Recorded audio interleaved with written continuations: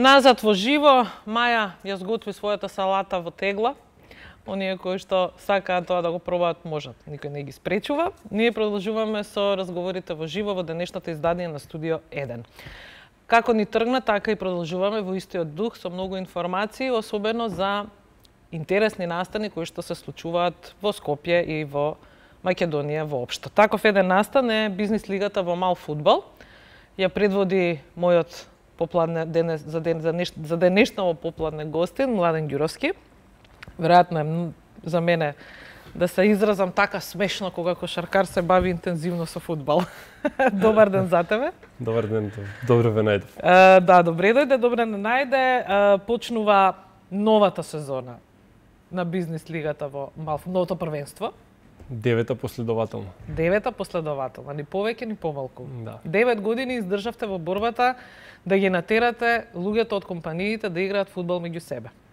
Можам да кажам дека од година во година бизнес лига енормно расте. И оваа година го достигнавме, да кажеме, рекордот. И еве прилика да им се извинам на сите компании кои не можевме да ги вклучиме во годинешната бизнес лига, бидејќи ја затворивме со 25 компании кои, да кажеме, се некој максимум за ваков систем на надпреварување кое го практикуваме ние.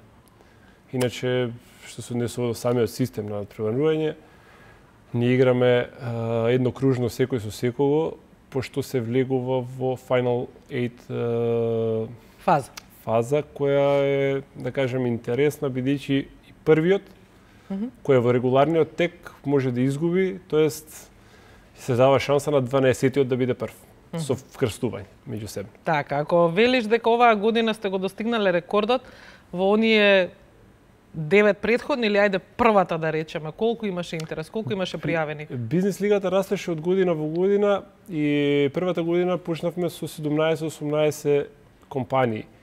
На самиот почеток, кога ние почнавме, имаше 14 компании и после првото коло ни се пријавија кога дознаа компаниите за ова надпреварување. Како и кај нас што бива за доцнето, нели? Така. Ќе видат дека е интересно. Добро е што сите компании, тоест вработените во компаниите, што мене ме радува, кои имаат, да кажеме, преку 45 години, уште активно се бават со фудбал, да кажеме. Што имаат 45 години возраст. Збориме, не така. компаниите што се стари 45 години, туку вработените во компаниите, така. Сакаат да играат фудбал. И фудбал. обично во претходниве години ние сами составувавме екипи, па на мускули. Не би рекол на мускули, секогаш имало голем интерес, туку да ја вратиме она желба за тие и понатака да спортуваат. Обично кај нас штом престане активно да спортува и тоа е више оди на работа, влага во некој нормален тек на живот. Сега не е тоа така. Гледам дека се врати свеста и сите поактивно и поактивно спортуваат. Сега велиш 25 компании. Јас мислам дека се интересни, мислам звучни се вака, не дека не се. Компаниите кои оваа година учествуваат, прочитам пошто се многу, па не можам, сите се топ компании. Да кажеме кај нас е Аџибадем Систина, Лукойл, Матрикс, Гранит, Телеком, ВИП, Мак Петрол, Сава осигурување, Евана, Окта, Унибанк, Елем, ПКБеско, Уника, Евротабак, Рамстор, Карпош Гим, ЈСП, Борис Трајковски, СЦ Борис Трајковски, Џонсон и Мети, тука е Мепсо, тука се една компанија која е софтверска, што исто ме радува. И компјутерџиите може да станат од столче. Да. LCY Kiki, Маккарт и екипата на Алкалоид. Да.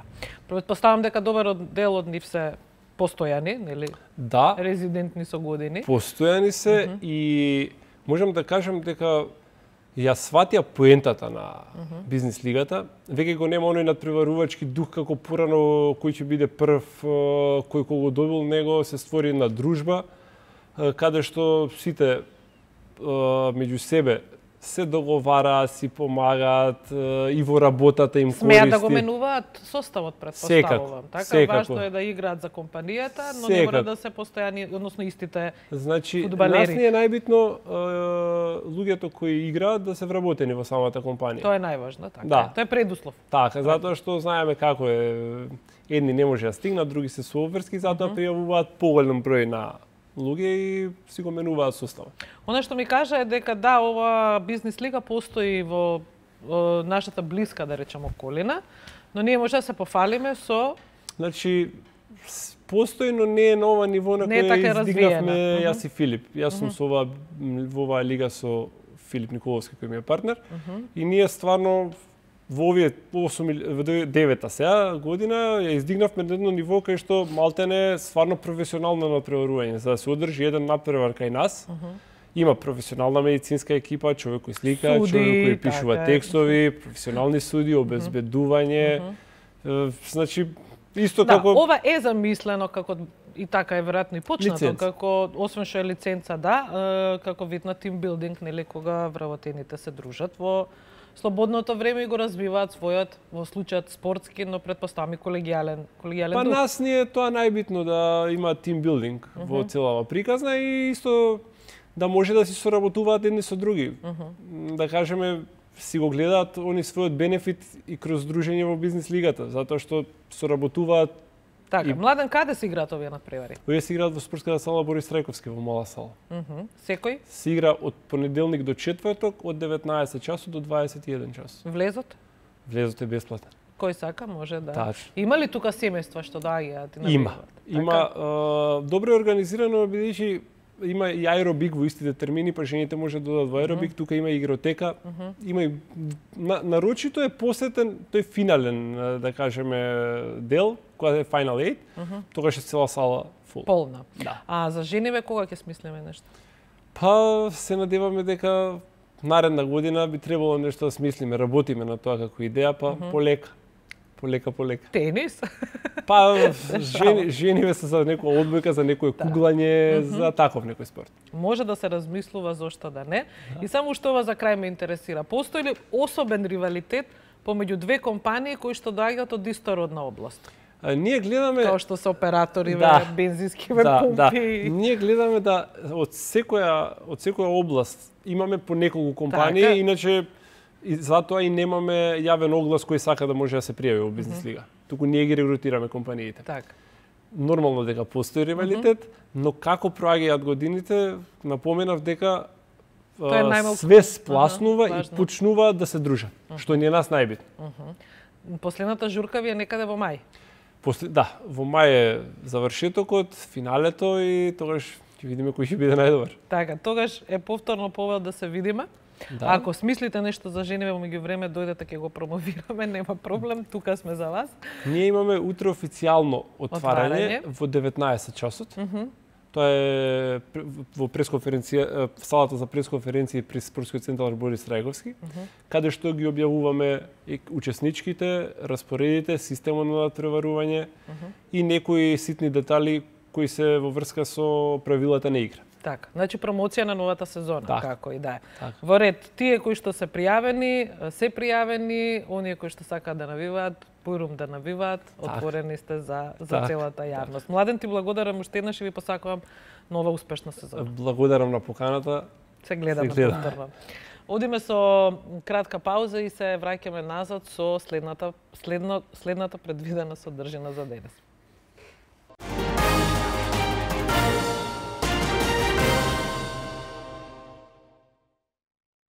Во следните минути повторно ќе нагостам накус со колега, господин Христијан Баневски. Колку официјално звучи. Добар ден и за тебе. Имавме сабајле утринава нели прилика накусо да се видиме во подготовката на овој ден. Се одлучивме секако малку поопширно колку што тоа може во денеска да се направи, да ја третираме приказната со евакуацијата на граѓаните. Вистинската драма во аеродром синоќа Во- која што траеше да до полноќ и деталите ги имаме во прилогот кој што веќе го подготвивме, така што ќе погледнеме што се случуваше, па ќе прокоментираме. Да, неколку. со оглед на тоа дека Христијан денес беше таму на лице место и претпоставувам имаше прилика да се види со луѓе со станари. Од местото на настанот, така е, да, местото на настанот, да го погледнеме прилогот, па потоа се вратиме накусо назад со коментар на овој настан кој што денеска на вистина беше топ тема на секаде на порталите и во јавноста генерално.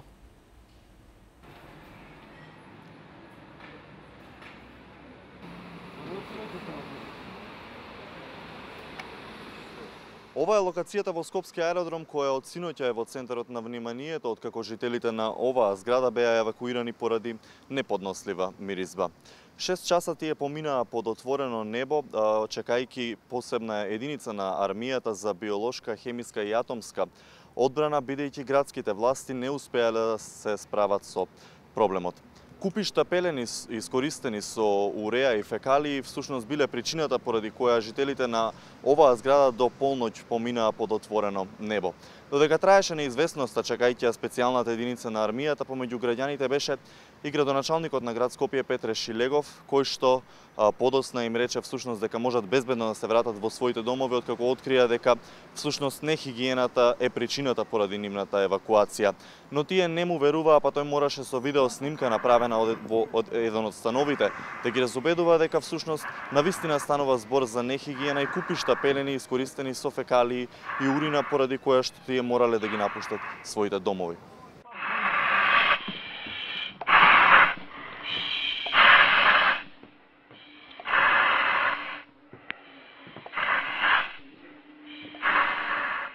По неколкучасовната драма, екипи од Центарот за социјални работи разговарале со жената која живеела во станот од кој се проширила реата.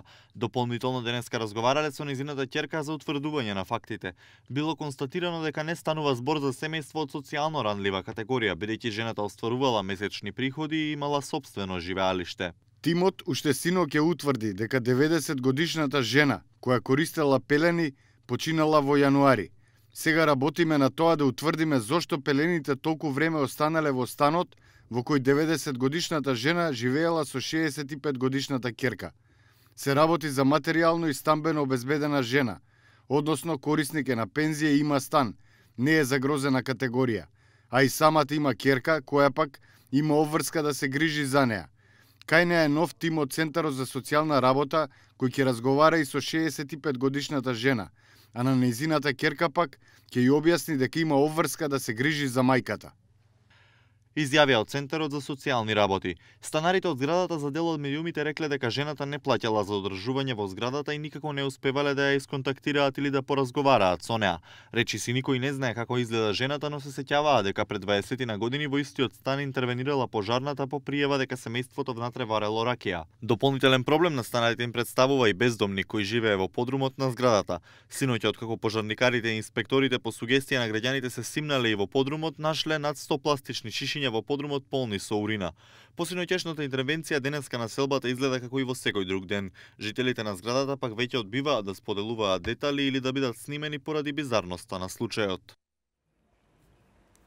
Ете, Скопски аеродром на лице место. Ова што беше кажано во прилогот, повеќе или помалку јавноста може денеска да го прочита и да го дознае, но овде си за некои детали зад кулисите, што би се рекло, или зад камерите. Имаше прилика да се видиш со некој од сограѓаните од истата зграда? Да, кои што одбиваат, по она што можевме да го слушнеме поради како што велат бизарноста на овој случај, одбиваат да коментираат пред камера било што официјално, меѓутоа ги соопшти оние детали дека станува збор за едно, да речеме, неконвенционално семејство кое што можеби никогаш не го ни виделе во зградата, меѓутоа им се комши и не можеле никога да стапат во контакт со нив и всушност вчерашната неподнослива миризба кога била предизвикана знаеле точно од каде доаѓа, бидејќи и претходно пред 20 години нели имале интервенција како што слушнавме. Можеби и работата не би стигнала до таму да не дојде армијата, да не звучи многу интересно. Да, зошто армијата за атомско, биолошко и хемиска одбрана. И многу по социјалните мрежи е зошто е повикана армијата. Непознато беше од каде доаѓа тој газ и службите кои што беа од предпријатијата, односно од пожарникарската служба не можеа да утврдат што е. Нели очигледно е дека мириса непријатно и дека мириса на фекалии, но со сигурност не можеше да се тврди и според изјавата на градоначалникот на град Скопје, Само две екипи постоеле кои што може да го утврдат тоа, едната на Центарот за пробување со кризи која што е во Велес и другата која што е на армијата во Петровец.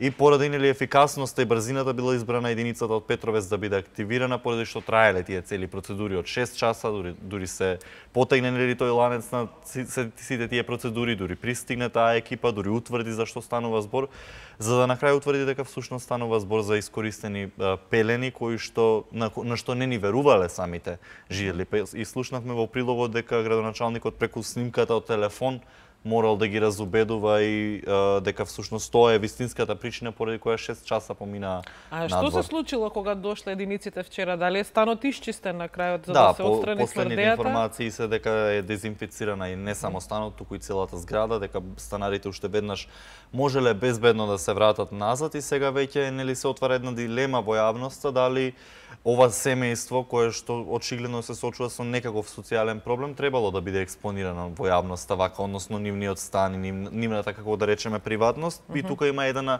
битка на социјалните мрежи, судири на ставовите. Да, што во социјалните мрежи, јас денес овде цел ден затворена, не знам баш што се случува. Да, некои се настават дека можеби се злоупотребува во овој случај дека семејството непотребно се експонира, меѓутоа па другите коментари одат во насока на тоа дека се додека ги загрозува останатите жители, а очигледно ги загрозува. Треба да се знае за што всушност станува збор. И според она што го изјавија и градските власти, не може да се остане рамнодушен на еден ваков случај, иако е надвор од доменот на нивните ингеренции на она што можат тие да го направат, бидејќи слушнавме дека станува збор за жена со пензија која што има сопствен стан и тука државата ништо не може. Така. Меѓутоа сепак еден апел за како се однесува во заедница, во како се живее, како функционира колективното. Чепна ли во тој контекст во тоа што е закон за домување, односно овие нели сега ги имаме во сите згради, имаме стамбени управители кои што треба да се грижат за хигиената.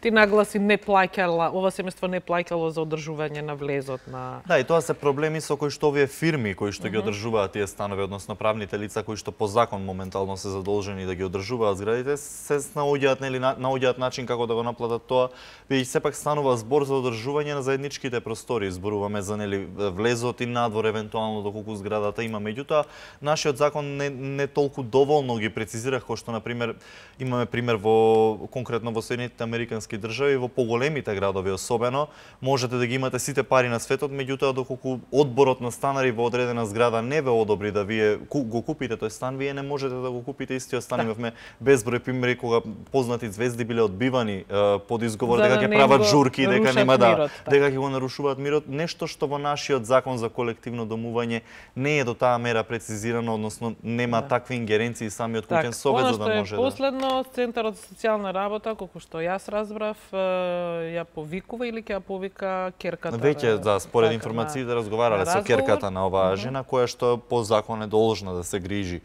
за неа и за нејзината состојба. И да видиме зошто е на крајот станот во таква состојба. Да, по информациите таквата состојба е регистрирана дури од јануари кога починала една од жените и дека од тогаш всушност не се одржувала хигиената во тој стан што ќе го следиме овој случај Баневски понатаму. Јас се надевам дека ќе можеме да добиеме одговори на прашањата кои што јавноста денеска си ги поставува. Секако.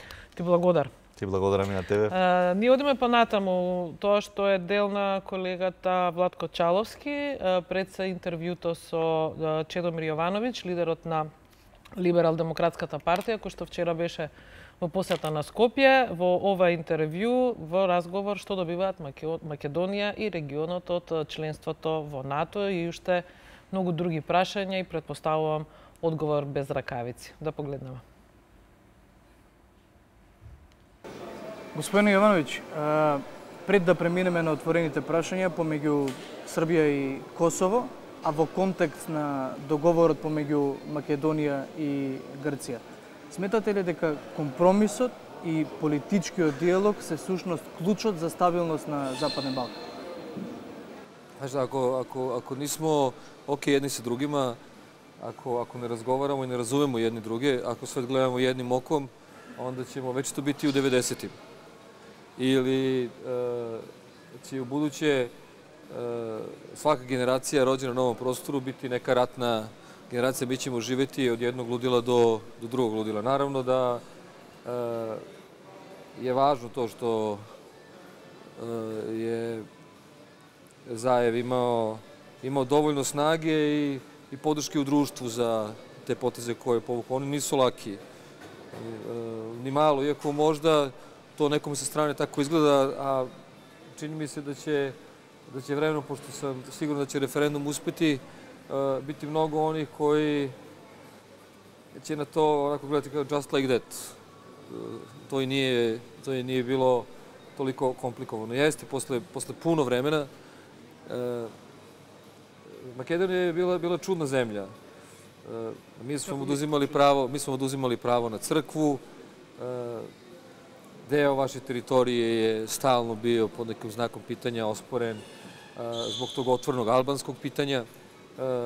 Grčka vam je oduzimala identitet, Bugarska jezik, a vi ovde živite i pokušavate tom životu dati neki smisao.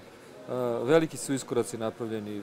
To što su po prvi put sve relevantne albanske partije u vladi je zapravo jedan od dokaza uz neke druge da konačno albanska zajednica u Makedoniji prepoznaje svoju državu.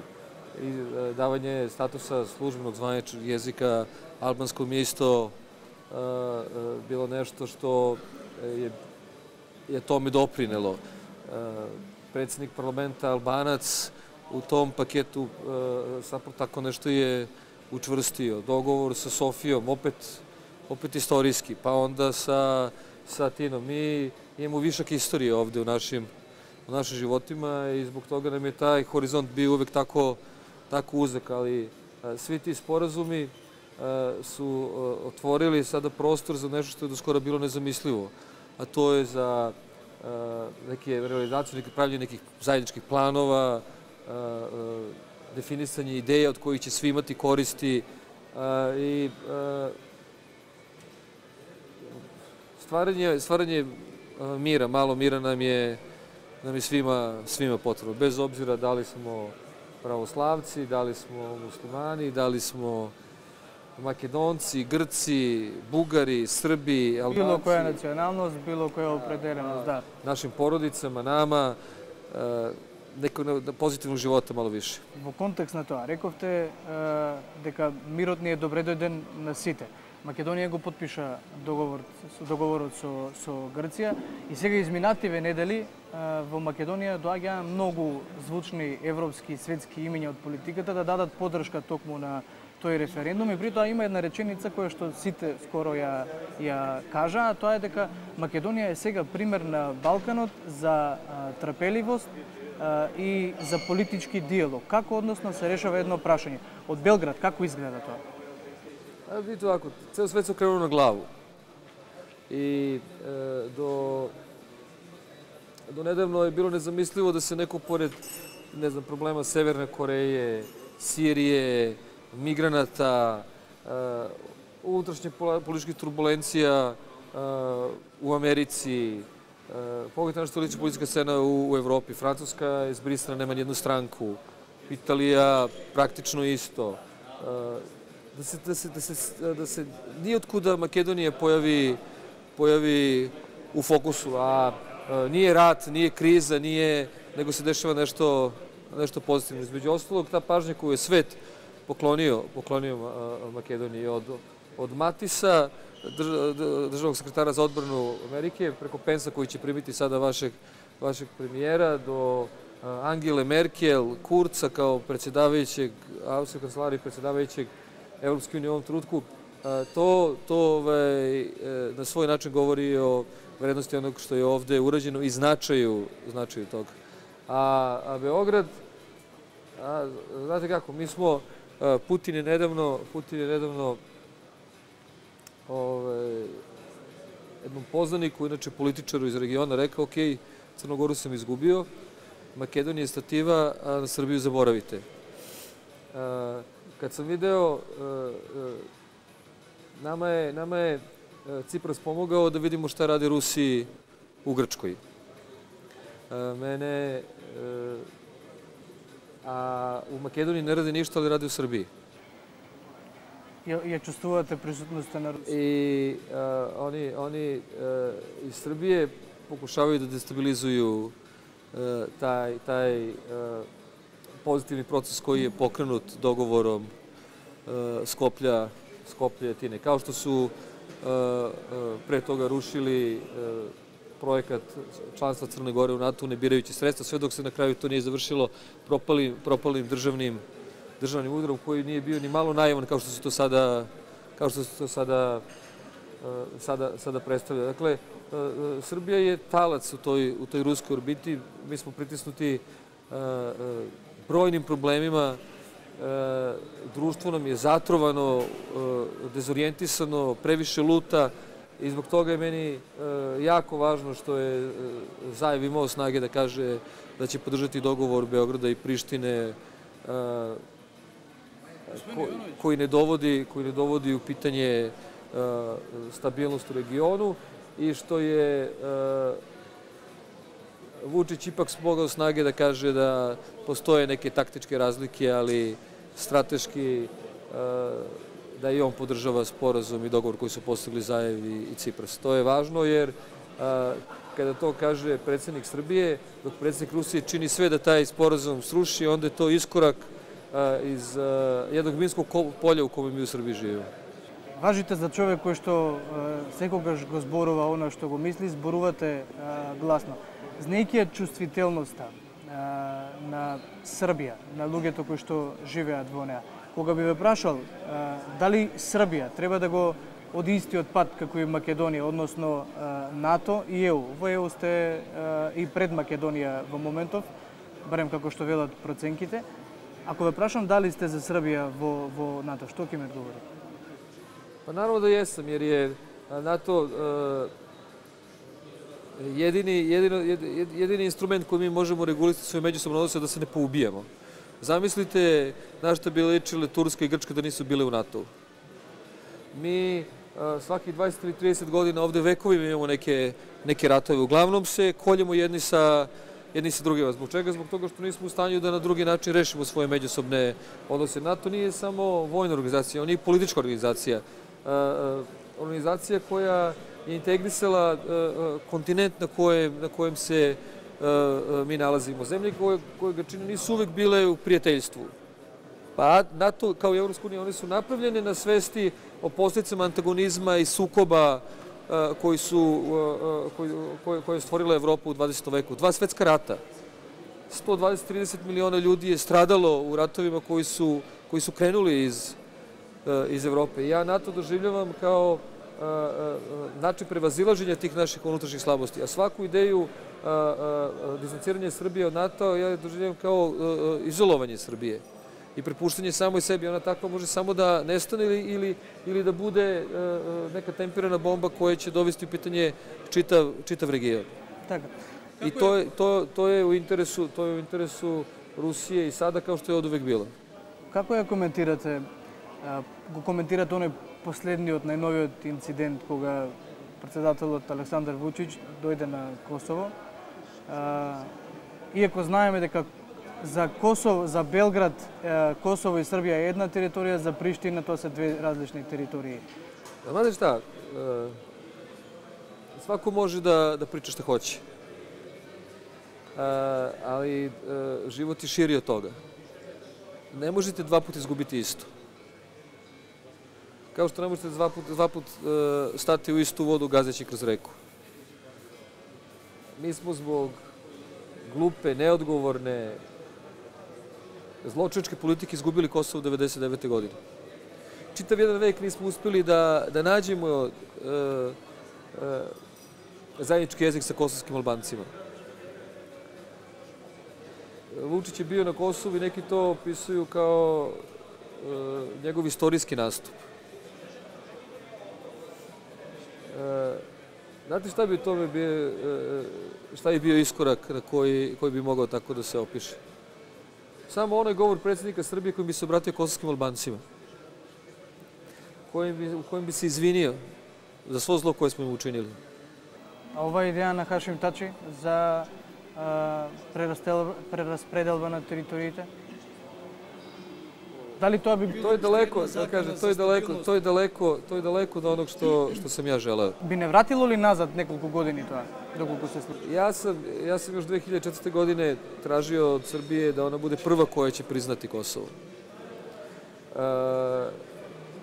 Da zajedno sa kosovskim institucijama radimo na Ustavu u kojem bi jasno rekli da te institucije sa Republikom Srbijom proglašavaju Kosovo državu građana koji tamo žive sa otvorenim granicama prema svojim susjedima, sa željom da bude član NATO, Evropske unije,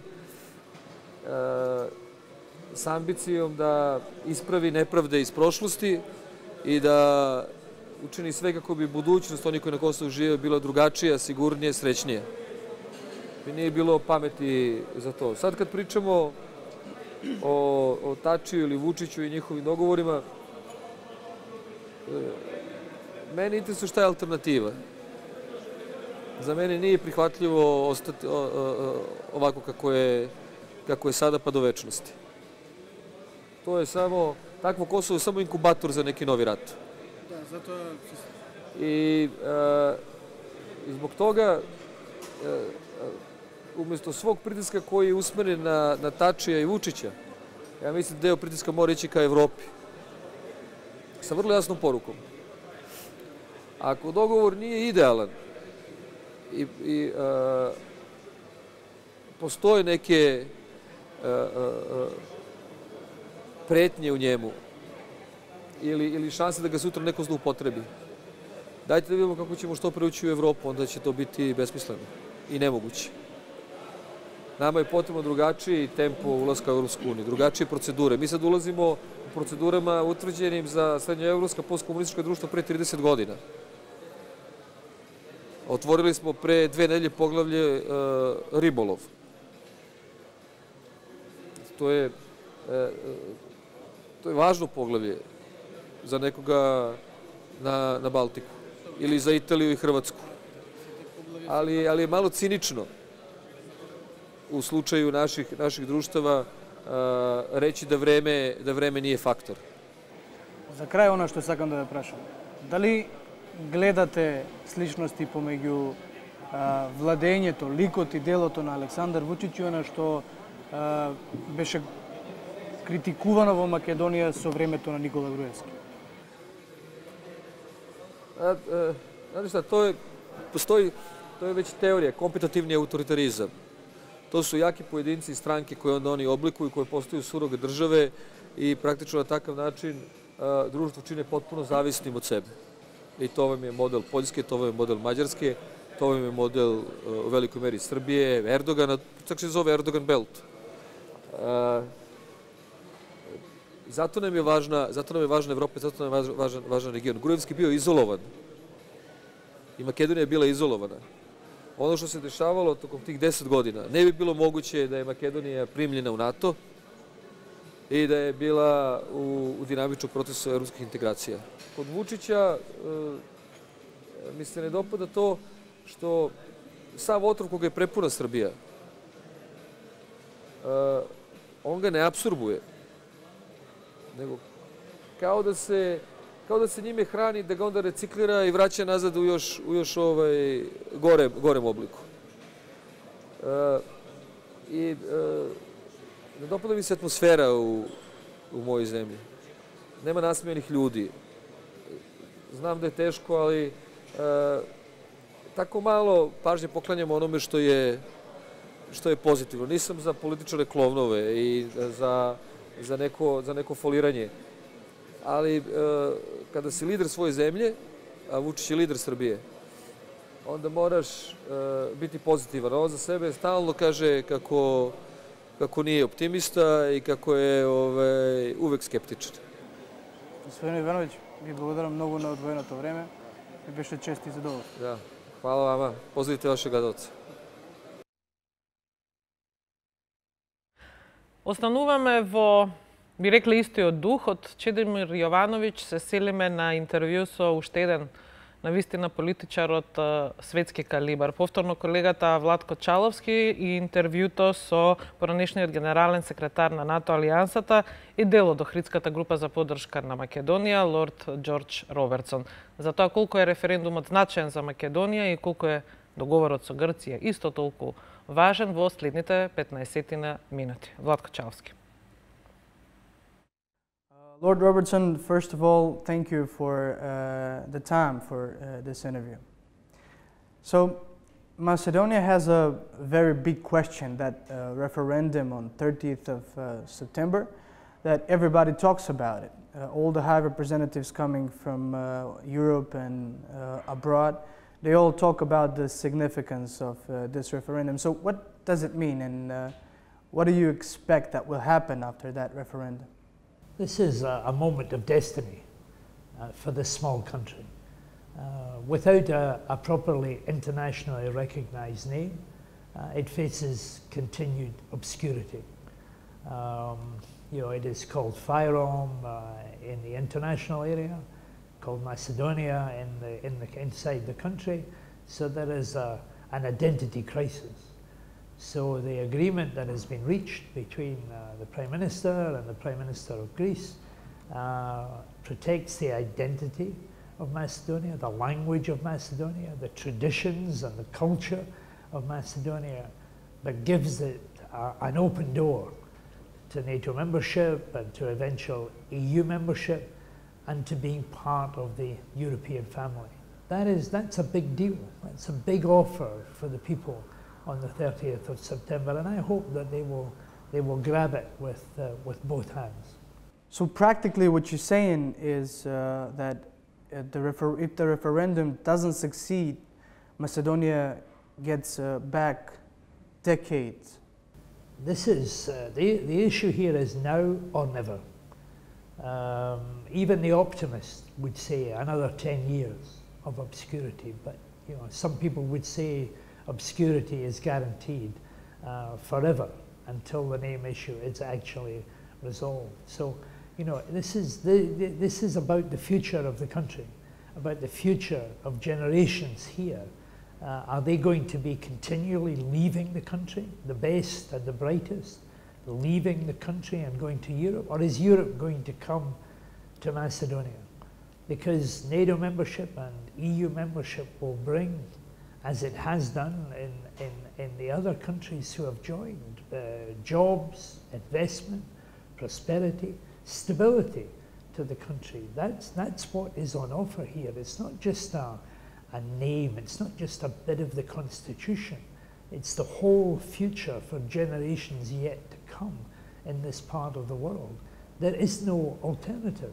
There isn't another alternative available for people who say, oh, we will boycott, which means you hand the decision to somebody else, or we will vote against in the hope that something better will come along. Well, it's not going to come along. So the future is going to be determined on the 30th of September, either a good future, a prosperous, stable future for the younger generations, or more obscurity under the name of FYROM. You once stated that it was NATO's mistake that didn't invite Macedonia by now to come to a full membership into the alliance. Now everybody talks about the referendum being the key point of Macedonia entering the NATO alliance or the eventually EU.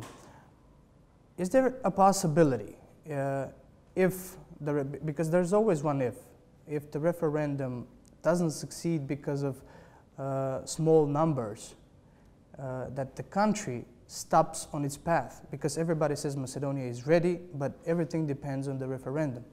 What if Macedonia is ready, but the referendum doesn't succeed? Well, then the situation will remain exactly as it is just now. You go back to being FYROM. This is not a question about, if the referendum fails, you become Macedonia. You don't become Macedonia. In the international world, you become the former Yugoslav Republic of Macedonia. So that is obscurity. It means that you are blocked from joining NATO, blocked from joining the European Union. blocked from many other opportunities that are available, blocked from getting the foreign investment and the jobs that would otherwise come. So that is the alternative. But on the upside, if the referendum goes the right way and people vote for the constitutional change, then the doors are open to NATO membership. The doors will be open to eventual EU membership. Jobs and prosperity and investment will come. And I tell you this one other thing. Across the world, every map that exists at the present moment will have to be changed. And the word firearm will be excised. It will go. How do you mean go? The maps will have to change. Firearm will no longer exist. This will be the Republic of North Macedonia. So firearm will disappear completely. I'm thinking of a younger generation. I'm not young anymore, but I've got small grandchildren, and I think when I do things now in politics, I think of them, not me. And people in this country need to do the same thing. Look at these small grandchildren. Where will their jobs be? Where will their education be? Will it be in Germany? Will it be in Australia? Will it be in Canada or America? Or will it be here in their own country? But the only way that you will get those jobs here, the only way that their prosperity will be guaranteed in their own country, is if this issue of the name is resolved and properly put to bed. As a former General Secretary of NATO, under the surface, you know a lot of things about the politics. What's NATO's stance on Macedonia? I mean, how much Macedonia is one of the key countries for stability, especially in the Balkans? It's very important for the stability of the Balkans that Macedonia plays its full part in NATO and in the European Union. This is a modern European state. This is a state that qualifies for NATO membership, even as it stands at the present moment. So being outside of it, not only destabilizes the Balkans, but it is a bad deal for the people inside the country as well. So, I'm not the Secretary General of NATO anymore. I was here during the crisis of 2001, and that was a big thing. This small country resolved its problems internally without bloodshed, without a crisis, without the normal catastrophe that the Balkans have produced in the past. It was a moment of real national pride to be able to deal with a problem without the violence that we were used to. So I remember that vividly, and that's why I know that this country has got a great future in the rest of Europe. And so, I now am in business.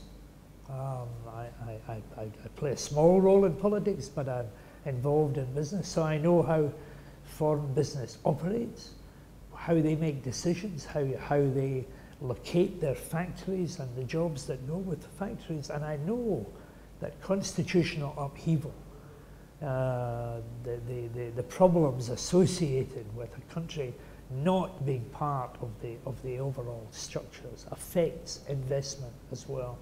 So I've seen it as a politician, and I've seen it as a businessman.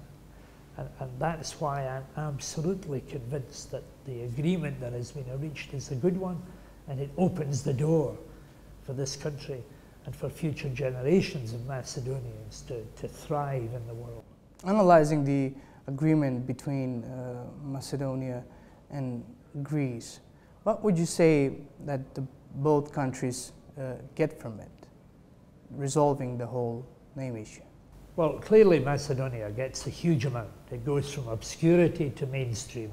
It goes from being in the darkness about Europe into the light of mainstream Europe. And Greece gets a stable neighbour, a neighbour that is in NATO like it is, a neighbour that will eventually be in the European Union like it is.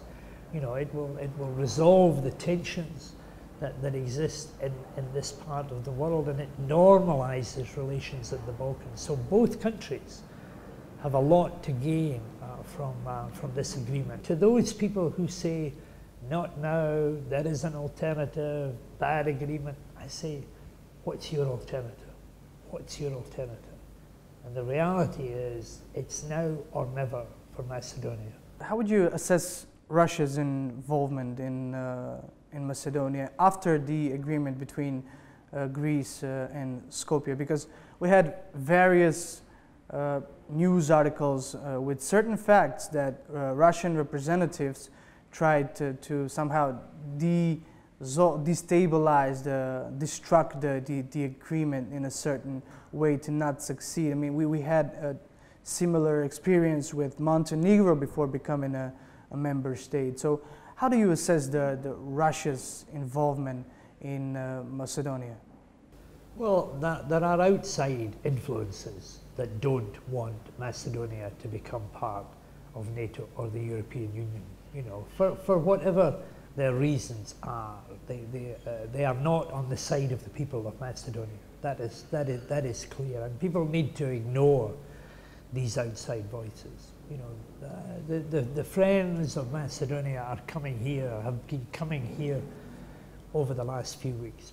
People like me who know the country, who care about the country, who have been involved in the country before, and we are saying, look, this is a good deal. But there will be people who don't want Macedonia to be part of modern Europe, who don't want Macedonia to be part of NATO, but they need to be ignored.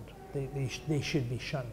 All the high representatives that came in Macedonia in these last 2, 3, 4 weeks, they all clearly have the same message, that the people of Macedonia should get out and vote on the referendum. And most of them say, or probably all of them say, Macedonia is an example of toleration, political dialogue, and will to solve a problem. On the other hand, while we're talking about the stability of the Balkans, we have another question between Serbia and Kosovo. Kosovo has an idea, the high representatives of Kosovo have an idea of marking borders with Serbia. Can that be somehow a problem for the whole region? Because it's very close. We have Macedonia here as a perfect example of what it means political dialogue, according to the politicians. And we have just some miles from Macedonia, another question. What's that a risk for the whole Balkans? Well, there are always risks in Europe, never mind in the Balkans. I don't think it's a good idea to unpick borders at the moment. I don't think that when we have a period of stability that we should be trying to swap borders around in a volatile part of the world. And I watch with some interest and some concern about some of these discussions taking place. Lord Robertson, what's your message to the Macedonian people? My message is look to the future. Make sure that your citizens don't go to Europe. Europe comes to this country as a whole. So it's a moment of real and genuine destiny and history. Last week, the Prime Minister of this country spoke in Macedonian language in the European Parliament. Now the Europeans need to hear the voice of the Macedonian people. So in 2001, people resolved a problem in this country in a unique way, got the admiration of the outside world. They should take a decision on the 30th of September and let the world watch them step into the future as well. Robertson, thank you very much for this interview and for the time. Not at all. Thank you.